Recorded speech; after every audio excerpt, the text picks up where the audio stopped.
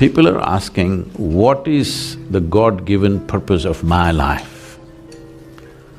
Whatever is the source of creation, what makes you think the source of creation which created this cosmos, for which you do not know where it begins, where it ends, even keeping account of you, forget about giving you a specific purpose. Maybe the source of this creation doesn't even know you exist. Hello? Because this very solar system is a tiny little speck in this cosmic space, isn't it? Tomorrow morning, believe me, if the entire solar system evaporates, nobody will notice it. That's how small it is. In that speck, planet Earth is a micro speck. New York City is a super micro speck. In that, you are a big man. This is a serious problem. You think there is a God-given purpose for you. This is the peak of human arrogance. Because all this is coming from the basis that has been spread in the name of religion and faith and whatever, that the existence is human-centric. Existence is not human-centric. We're just one more creature, which happened recently according to the evolutionary sciences, yes? As human societies, we have issues, we have problems, we have struggles. Whatever you think needs to be sorted out, and whatever you think is your aptitude to sort out, you pick up that damn thing and sort it out. It's not any God-given mission. You got to do something useful, because there is some joy in solving something. This is all the choice we have. You can either be a part of the problem or part of the solution. If you enjoy being part of the problem, do it, there'll be consequences. Yes, sometimes it's fun to create problems. Yes, it is. But it'll have its own kinds of consequences. The only thing you have to learn is do whatever the hell you want, just do it well. But for every action you perform, there is a consequence. When the consequence comes your way, if you're able to joyfully go through the consequence, you can do anything you wish. But when the consequence comes, you cry. If you're that kind, then you must control your action. You are creating such a level of conflict within yourself for every simple thing that you think you could always be doing something wrong, something wrong, something wrong. Well, joyfully do something wrong, it's okay. Hello? Nobody knows really whether they're doing the right thing or the wrong thing. Do they know for 100%? No. So don't bother yourself too much about is this right, is this wrong. It is just that when you do something, is this bringing well-being to me and everybody around me? That's all your concern is. Why don't you awaken the humanity within you? Why don't you become a living humanity? Humanity means just this, already we spoke about this. Animal nature means fixing boundaries. Human nature means expanding or including everybody into your boundaries, because this is a natural longing. Wherever you are, you want to be something more, something more. What is this? This is because your intelligence has come to a place where it doesn't like boundaries. It wants to expand. This is human nature. Human nature is naturally inclusive. Animal nature is exclusive, it wants to fix boundaries. So instead of being in boundaries of right and wrong, even if somebody is wrong, let's include them and do the best we can.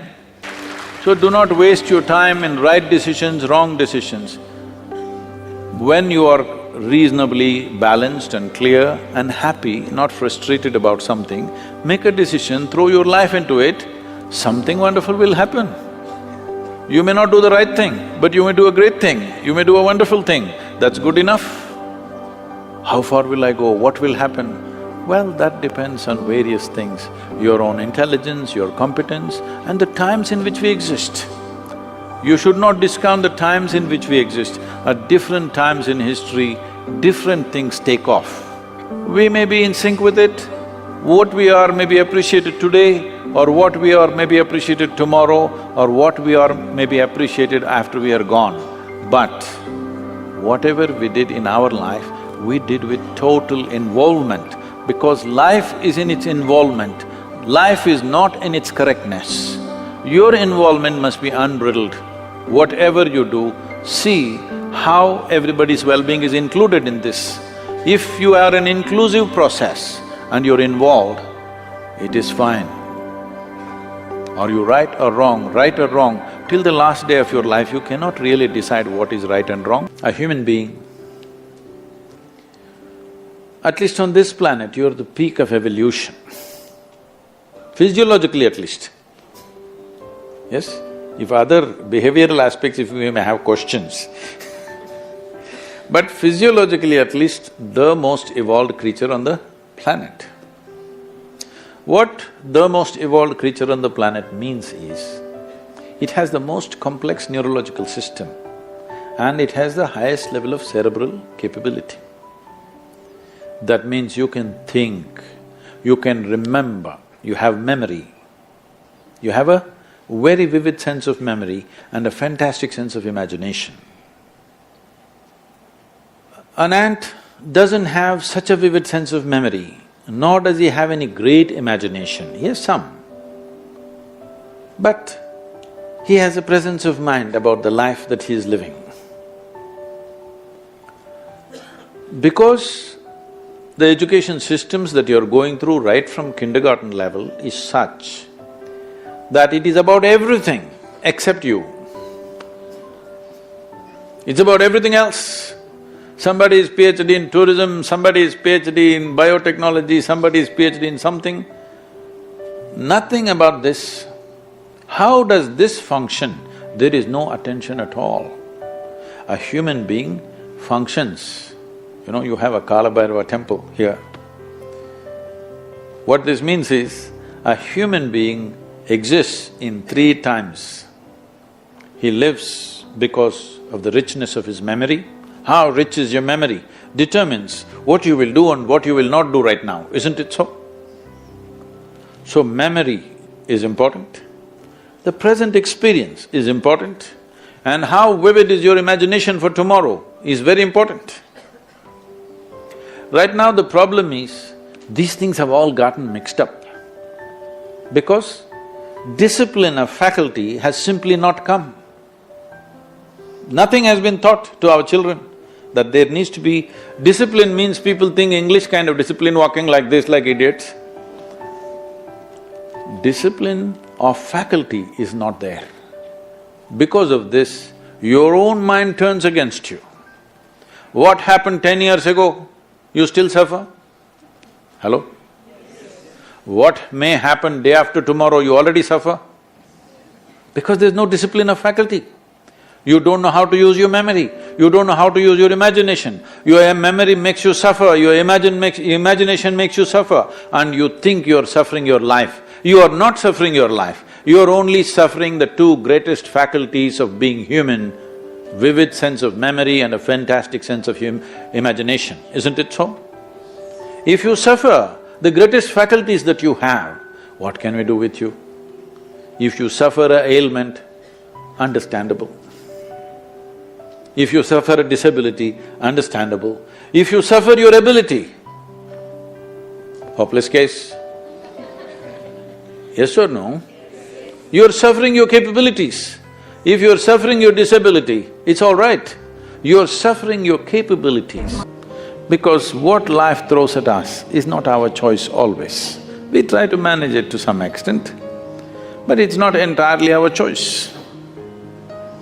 Life may throw all kinds of things at us, but what we make out of it is 100% ours. If this one dimension, if we take charge of this, no matter what life throws at me, I will make this into a tremendous process for myself. Let it throw whatever. Doesn't matter what life throws at you, you will turn it into a possibility. You will not make anything into a problem because you are not a problem. This is a choice that every human being has, either for every situation. When I say every situation, there are only situations and situations and situations in our lives. When you don't know how to handle a particular situation, you call that a problem. What is a problem for you? may be wonderful possibility for somebody else, usually is, isn't it? There are no problems in life, they're just situations. You can either make it into a possibility or a problem. You can either you yourself become a possibility or a problem. This is a choice every human being has. But to exercise this choice, you have to be in a certain way within yourself. Within yourself, you are in a certain state of equanimity, balance and exuberance that no matter what life throws at you, you will make it into a wonderful possibility. Life can throw all kinds of horrible things. Don't underestimate life, it can do things to you. Yes? Essentially, the important thing is, this is a life. For every one of you, your life is precious, isn't it? Hello? It's a precious life. If something is precious, where do you want to invest this life? Into what do you want to invest this precious life? If this is a worthless life, throw it somewhere.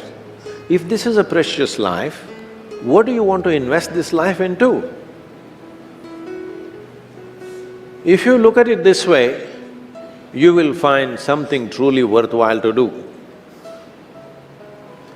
If you think in terms of how to earn a living, how to get this kind of thing, that kind of thing, then you will do something silly that you will regret for the rest of your life. Most people are a regret. That's why they're going around joylessly, because they're not doing what they want to do.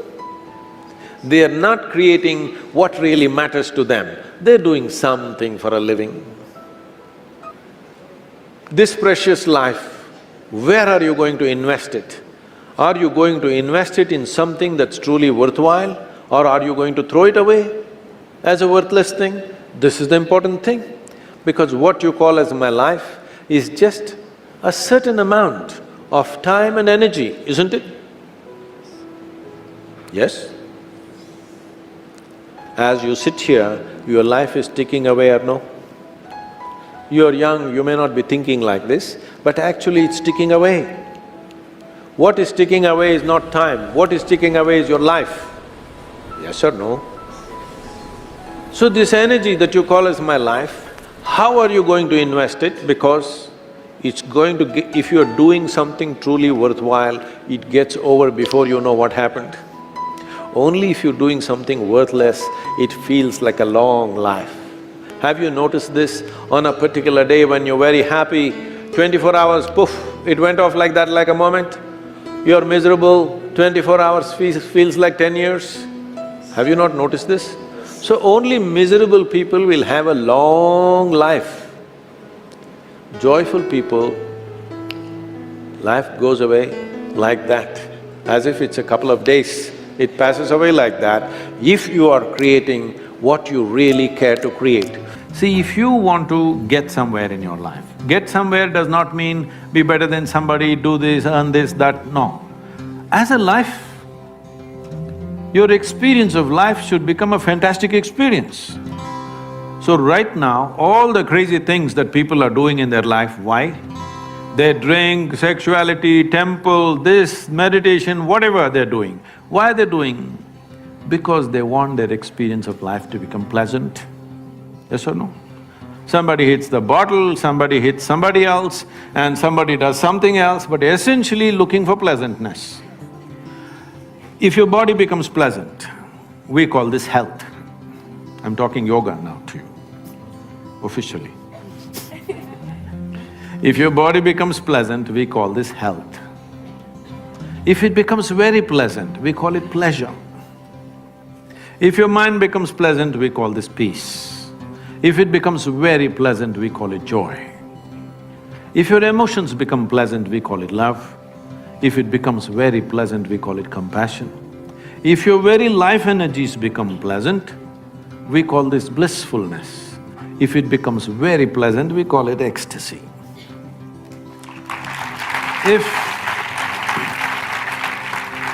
If your surroundings become pleasant, we call this success. Only for this last one. To make our surroundings pleasant, we need the cooperation of many forces around us. Many things have to fall into place. But to keep your body pleasant, mind pleasant, emotion pleasant, your life energy is pleasant, it's 100% your business, not good for the business. Isn't it 100% your business to keep this body, this mind, this emotion and this energy pleasant within yourself? I'm asking all of you, tell me, on a day when you're very happy, are you willing to do lot of things? Or a day when you're depressed, you're willing to do lot of things? When you're happy, you're willing to bend backwards and do everything possible. When you're little unhappy, how difficult it is to move you, isn't it? So why do you say if you're blissed out, you will do nothing? It is just that you will no more be a vested interest. You are not in pursuit of happiness. Your life is an expression of your bliss. Now what will you do? You will do what's needed. Every human being should be doing what is needed, isn't it?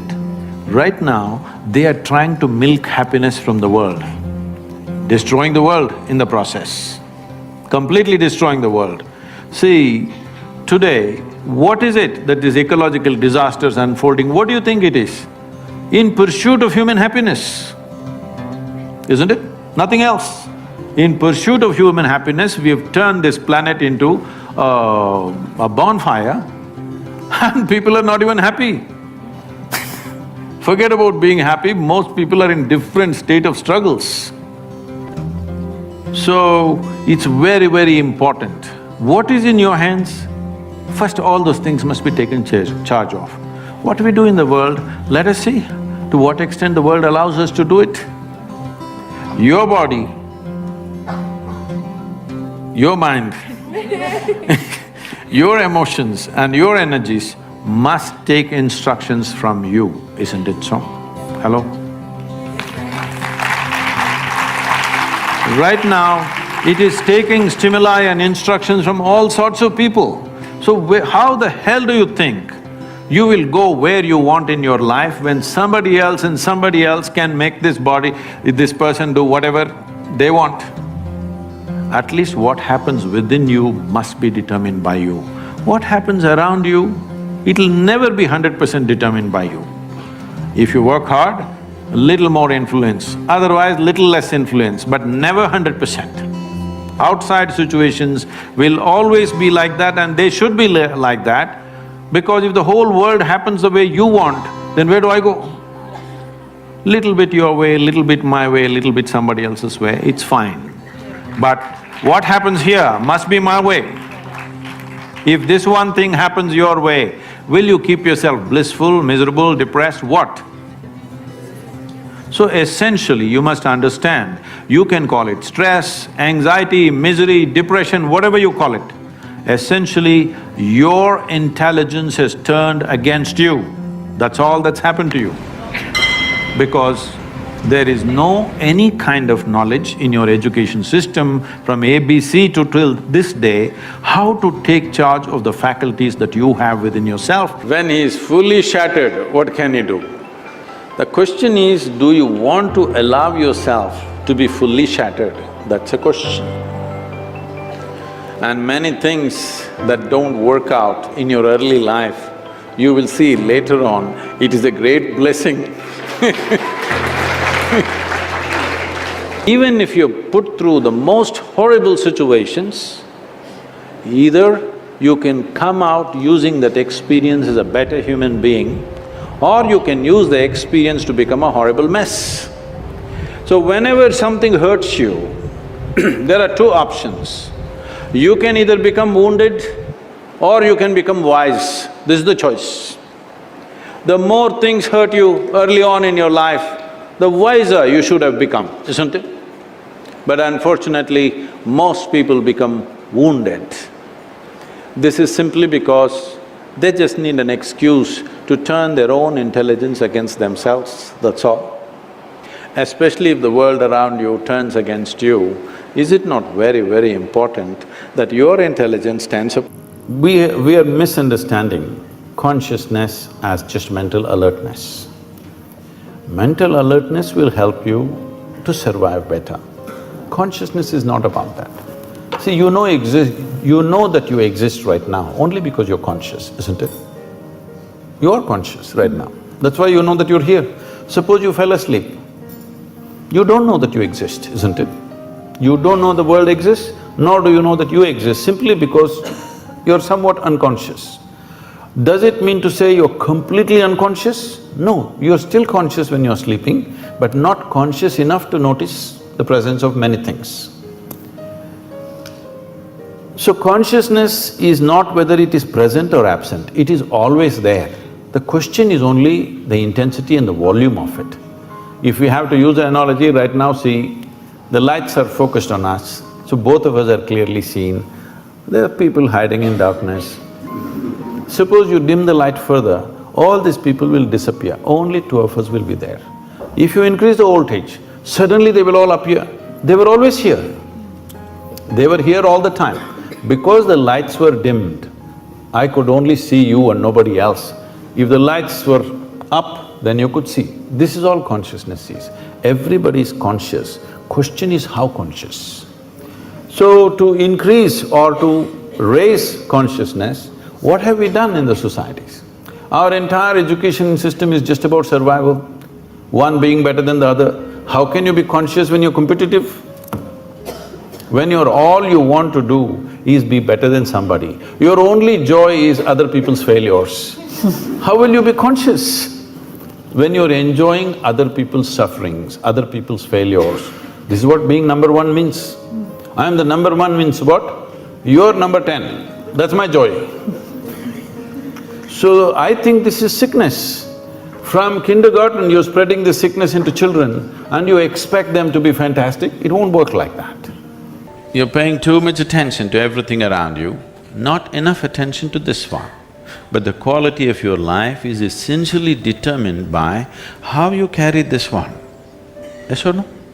This moment, what kind of clothes you're wearing, what kind of car you parked outside, what kind of home you live in does not determine the quality of your life. This moment, how joyful are you feeling within yourself determines the quality of your life, isn't it so? Nothing has been done about it. You think it'll happen in consequence and you're setting impossible goals for your happiness. If I have to be happy, my wife should be like this, my husband should be like that, my children should be like this, the world should become some other way. Well, these are impossible conditions you're setting for your happiness and peacefulness. Now that you have compromised yourself to peace, why I'm saying compromise yourself to peace is because a lot of people have given up aspirations for being ecstatic or blissful. If I'm just peaceful, it's enough. Even the so-called spiritual leaders are going about and saying peace is the highest goal in your life. Peace is not the highest goal in your life. If you want to enjoy your lunch today, you must be peaceful. Yes or no? If you're not even peaceful, there is nothing in your life that you can do in a worthwhile way. To be peaceful essentially means this, that you're not messing your mind. To be peaceful means that your system is at ease. You know how to conduct your mind, you know how to conduct your emotions, your body and your energies. You are peaceful. It is not a rocket technology, it is the most basic thing. You have a dog at home, you give him his food, he sits peacefully. Maybe not ecstatic, but peacefully. Many times they're ecstatic also. Yes? If your dog is able to sit peacefully, oh, he doesn't have to run my industry. That's not the point, he's got his own stuff going.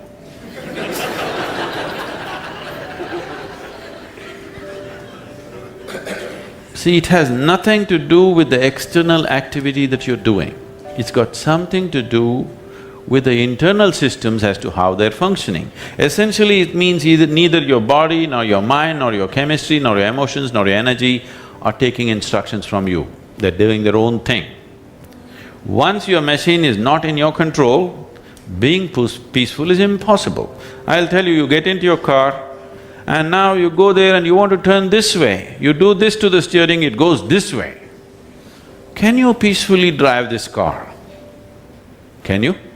No, anxiety is natural, isn't it? This is what has happened to your vehicle. It's out of control. You've never done anything to find out where the steering wheel is, first of all. This is not that simple as a car, this is a super computer. Now the problem is most people have not even bothered to find the keyboard. They think if they do this, somehow it'll work.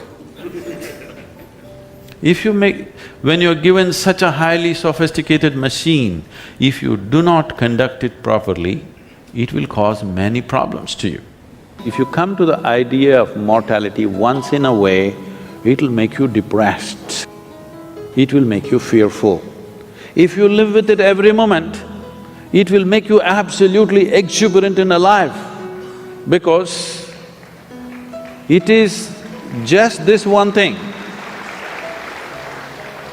that this is not forever, this is just for a brief period of time. And the more joyful you are, briefer it becomes. If you're ecstatic, it'll just vanish in no time. Yes? So if you want to stretch it, you need to make yourself truly miserable. Otherwise, it'll be just gone in no time. If you come to terms with this, if you live this way, that every moment you appreciate one thing and only one thing, because the most important thing in your life is you're alive right now.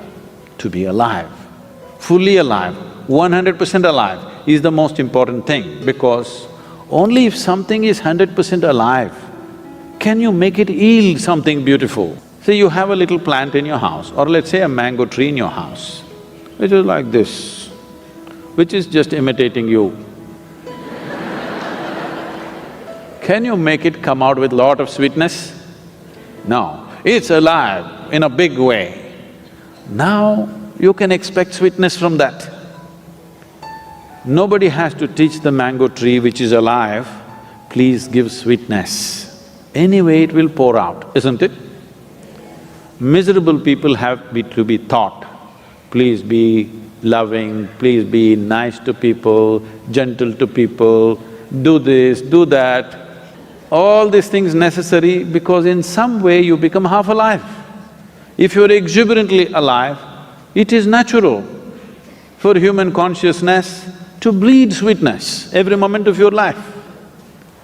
We don't know what great things you will do or not. We don't know whether you will climb Mount Everest or not. We don't know whether you will run faster than Mr. Bolt or not. We don't know whether you will become the richest man or woman in this world or not. But this one thing you must do to yourself, this one thing you deserve, this one thing is 100% in your hands, that you can live here as a joyful human being. This much is possible for every one of us. Our ability to fix the world around us, subject to various realities. Some things work, some things don't work. Because this involves too many forces, sometimes it falls into place, sometimes it doesn't.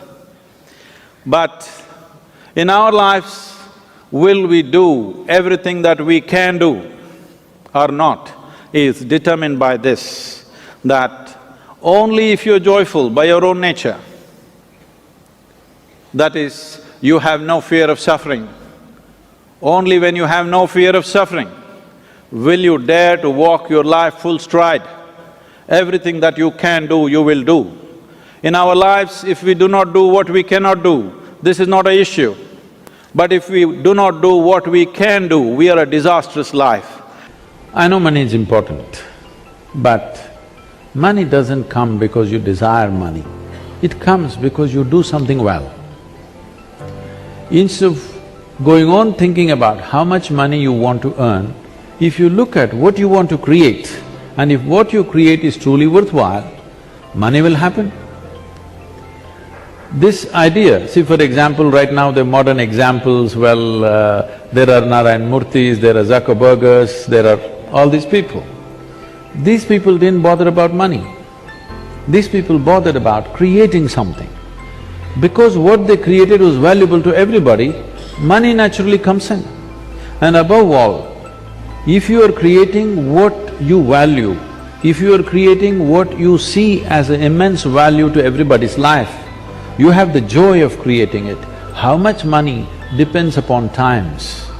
It doesn't matter what is your level of intelligence, what is your level of capability, introvert, extrovert, this, that, doesn't matter. Do you have the courage and commitment to make the possibility into your reality? That's all the question is. So, if you focus, whatever you're doing right now, it doesn't matter what it is. How simple an act you're doing right now, it doesn't matter. If you're absolutely devoted to that you're doing right now, depending upon various aspects, things will unfold. But because of Western influences, we've become too goal-oriented. Goal-oriented means we are interested in the consequence, but we are not interested in the process. If you are not interested in the process, you should not be an artist. Yes? Process is an end in itself. If you are absolutely devoted to the process, depending upon various aspects, something will come out. But now we are interested in the consequence, not in the process. This goal-orientedness, I want to get there, I want to get there, where the hell do you want to get? No, I want to win the race. See, if you treat life as a race, if you have to win it, you have to get to the finish line soon, isn't it? You want to? Hello? If you get to the finish line ahead of all these people, you won the race. You know what the finish line is? We'll be negotiating where to bury you. So, particularly being in creative arts, don't ever think of a goal. What should I become? How should I be? What should I create? Don't worry about these things. If you're devoted to the process, something will come out. Something more beautiful than you imagined will happen because you're devoted to the process. Without devotion, I'm specifically using the word devotion because people think devotion means going to the temple, church or mosque. No, without devotion, either in sport, art, music, spirituality, politics, business, anything, any arena of life, has anybody done anything truly significant without being absolutely devoted to what they're doing? Have they? No, mediocre things you can do. So do not think of art and aesthetics as a way to earn a living. Living will happen because if a human being stays focused on something, inevitably it'll yield. How can it not yield? The universe will yield to you if you're focused. All I'm telling all of you young people, do whatever the hell you want in your life, but you must be intensely focused on something. If you're not investing in anything, your life, it will just go waste. Because as I told you in the very beginning, one basic ingredient of your life is time, and this is just going away. If this one thing is done within the human being, then every situation is a possibility. Once every situation becomes a possibility, this human being will blossom to a full-fledged life. And this is the aspiration of every life, to somehow become a full-fledged life.